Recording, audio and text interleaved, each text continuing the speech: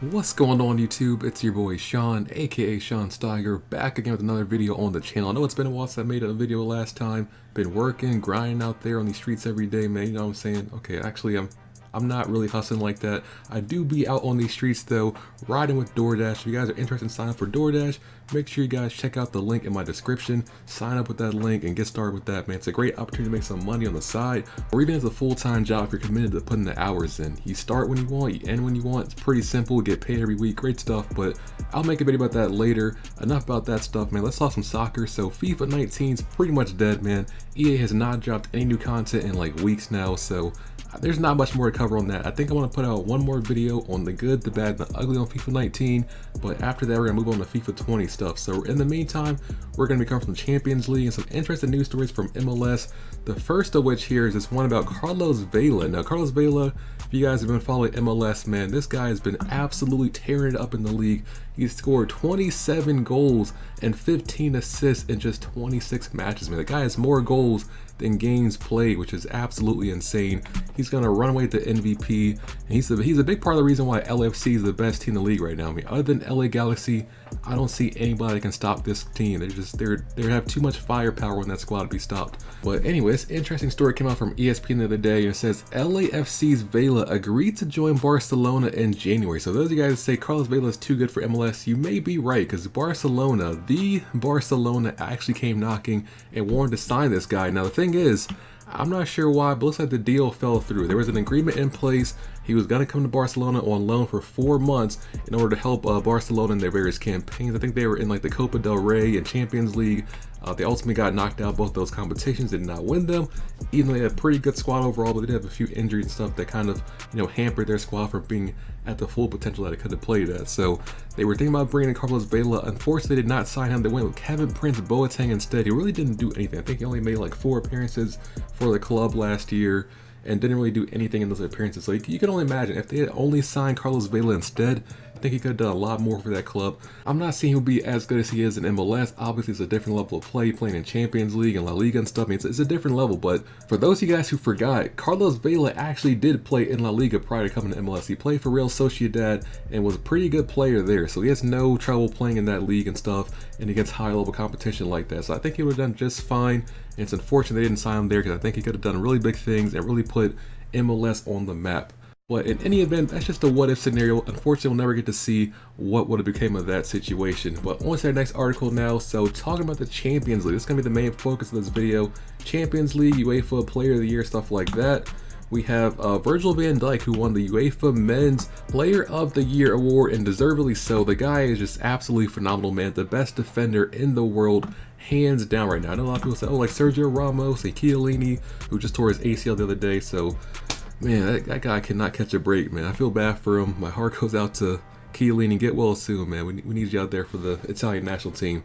But there's just nobody in Virgil van Dijk's class right now. This guy is in a whole different league of his own, in a different stratosphere in terms of his defense, and he's elevated Liverpool to different levels that even I didn't think they could achieve. I know they had a pretty good squad overall, but I did not see them being this good of a squad. So he's really taking their game to the next level, as well as with the Dutch national team. I believe with was it Netherlands that got to the, I think I want to say the Nations League finals or semifinals. I think it was the finals. So yeah, man, he's really, any team that you put this guy on is going to be that much better, man. You can put this guy in like the worst team in MLS right now. You put him on my Chicago Fire and they will be a playoff contender, like guaranteed, man. This guy will make any squad better. That's truly the hallmark of a great player. So well deserved to him. Hats off to him for a wonderful season. First defender ever to win the award. Look at this, man. Look at the voting. He has 305 points with the voting, way ahead of Lionel Messi. He was way ahead of Ronaldo and stuff. So it wasn't even close, man. This guy, hands down, was the best player of this past Champions League campaign. Now, the main thing I want to talk about for this video is going to be the draws. All right, so they did the Champions League draw. They got all their groups set up and everything for this upcoming Champions League season, and I'm gonna zoom in here. We're gonna zoom in so we can look at each group individually. First off, we have Group A. It's gonna be Paris Saint-Germain, Real Madrid, Club Brugge, and Galatasaray. So this one, not a hard group to pick. You guys already know Real Madrid and Paris Saint-Germain are gonna go through. I think Galatasaray and Club Brugge they don't have enough money. They don't have enough talent on the roster to compete with those other two clubs. So I expect them to go through. Going to be a very, very easy group stage there for the first two clubs. And sorry for the second two clubs, man, but you guys just cannot compete. It's all about money now, man. The game's all about money and signing the biggest and the best players. And if you can't compete in the Moneyball game, you got to go home. So sorry to those clubs, but that's the way it's going to be. On to Group B now. This is a pretty easy one as well. We got Bayern Munich, Tottenham, Olympiacos, and Crvena Zvezda.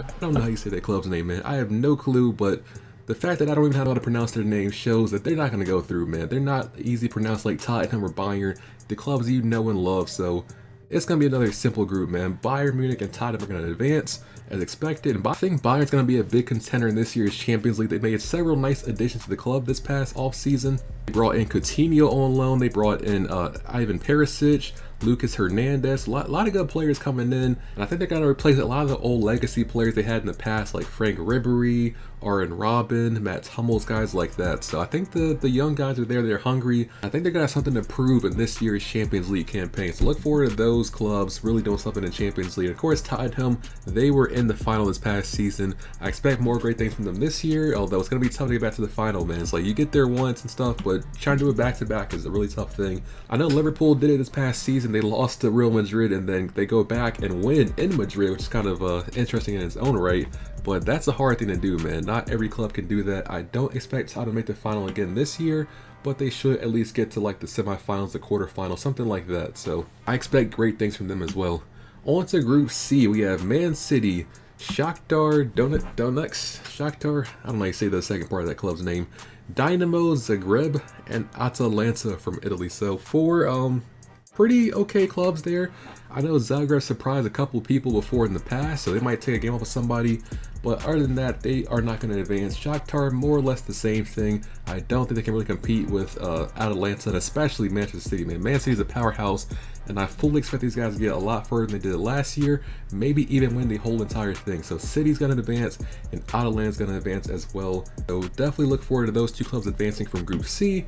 On to Group D now. We have Juve, Atletico, Leverkusen, and Lokomotiv Moscow. Now I wouldn't call this a group of death per se, but this is a pretty tough group overall, and I think so far it's the most balanced overall. So this one, Lokomotiv Moscow is obviously the man out here, but they are no one to sleep on. They have some pretty good players there, and they might steal a game or two off of some of the other clubs in this group. Leverkusen is looking very, very good this year. They managed to keep Kai Havertz and some of the other top tier players, and I expect good things from them. They're going to actually compete in the Bundesliga. They might actually knock off Bayern and Dortmund to win their domestic championship this year, so don't sleep on Leverkusen. These guys are very, very good. Atletico Madrid, same thing here.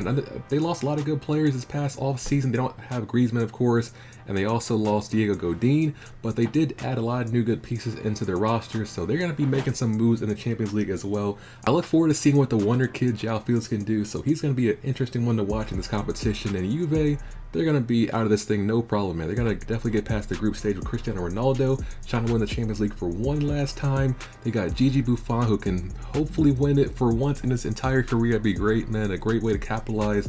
A fantastic career for him, but I'm rooting for them, man. I hope Juve wins the whole entire thing, but we'll see. They're definitely going to advance out of the group at the very least. But don't sleep on the other two clubs in this group, man. It's going to be a very interesting group overall, and I look forward to watching that one. On to Group E now. We have Liverpool, the defending champions, Napoli, Salzburg, Red Bull Salzburg, not to be confused with the other one that plays in Germany. This is the one from the Austrian Bundesliga, and we have Genk from the Belgian league. So this one's a pretty simple one as well.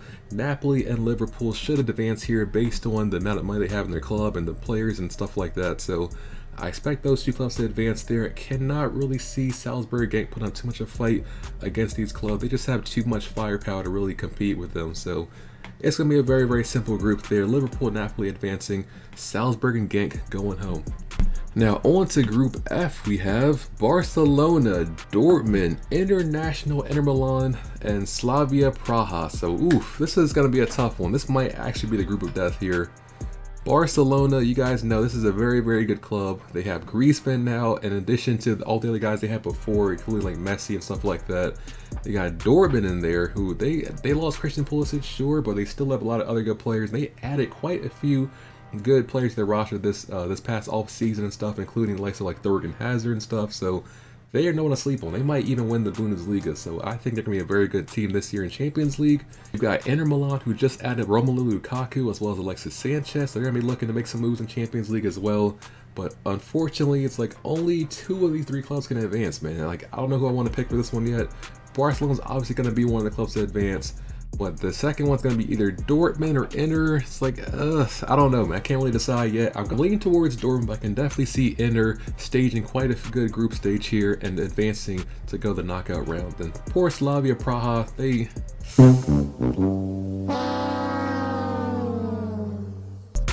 Man, they got probably the worst draw here in terms of the competition. They have no chance here advancing against any of these opponents. They might get 1 point. If they're lucky, they'll get 1 point against all the competition here, but that's about the most I see them getting.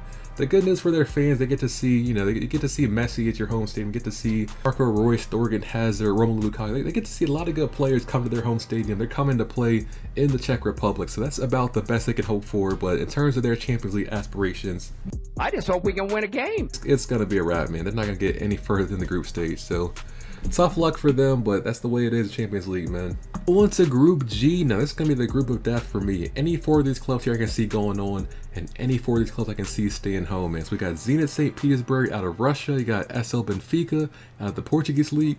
We have Olympique Lyon from France, and we have RB Leipzig from Germany. So 4 different clubs from 4 different nations, and these are all very good clubs here.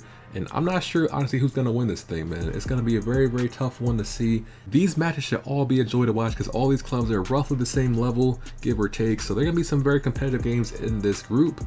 And I think if I had to make a guess, if I had to, you know, bet money on it, not that I'm really a betting man, I would have to go with Lyon and Leipzig because I think Leipzig has a really good roster overall. They're going to compete in the Bundesliga, and I also expect them to compete in the Champions League. And Lyon, who just added Thiago Mendes to their roster, they still have Hassam AR. I still don't know how you say his man's name, but you guys know what I'm talking about. They still have Memphis Depay on their roster, Moussa Dembele, a lot of other good players like that too. They're going to be one of the powerhouse clubs in France. Benfica just lost João Felix and Jonas retired, so they might be not as good as they once were. Zenit St. Petersburg, I don't know too much about these guys. They were not in FIFA 19 and stuff. I think they were in FIFA 18 and stuff before, but there's some kind of rights issues, so I don't watch any Russian league games or anything like that. I think they're pretty decent overall in that country, but they're not really going to compete, in my opinion, with the other clubs in there. So that's how I think it's going to shape out. Leipzig and Lyon advances, Benfica and Zenit goes home. But this is anyone's group here. I can see any of these 4 clubs winning it, so these games should definitely be a joy to watch. And the final group of the video and the final group of the Champions League is going to be Group H. We have Chelsea, Ajax, Valencia, and Lille, LSC Lille from France. So this is going to be a pretty interesting group as well. This actually might be the group of death, man. I don't know. Between Group G and Group H, one of these groups is going to be the group of death because they have some really good clubs in there that are about the same level. Now, I know Lille's not going to be quite at that level yet. They're going to definitely take a step back. They did lose Pepe and Thiago Mendes, 2 of their best players in the past season, so they're not going to be as good as they once were. Valencia is the Europa League darling. They still have a lot of their best players around, like Condobia. They still have Danny Parejo, Rodrigo, Guedes, Kevin Gamero, so they're going to be a very, very good team, and I expect them to make moves in the Champions League. We've got Ajax, who made the Champions League semifinals last year, but they lost a lot of their best players, so I don't know if I see them going as far as they did last season this year. So I don't know if they make it out the group this year. And we got Chelsea, who they're going to take a step back, man. If you lose Eden Hazard, a player of that caliber, I know they signed Christian Pulisic. I hope he does great things for them, even though I'm not a Chelsea fan at all. I hate Chelsea, but I want to see him succeed though, man, but I just don't see him filling those shoes, at least not in the first year. He's going to take some time to grow and get used to that roster and his players, his new teammate, his new environment. So I don't really see Chelsea being that great either, but I think they have enough talent here to at least advance past the likes of Ajax and Lille. So I expect Chelsea and Valencia to advance here. Ajax, I hate to say it, but I think they're going to go home in the group stage this year, which is really sad considering they were like everyone's darlings last year. They were the underdogs, probably one of the best underdogs we see in the Champions League in the recent memory. And Lille, same thing. I really don't see them going too far in this year's Champions League. They just don't have the roster to compete with the other clubs in this particular group. But that is my predictions. Who do you guys see going forward in this tournament? Let me know down in the comment section below. Who do you guys have winning the whole thing? Who do you have being like the top scorers and stuff like that? I'm interested in hearing everything, so let me know down in the comment section below. Thank you guys for watching this video. Stay tuned, and I will see you next time.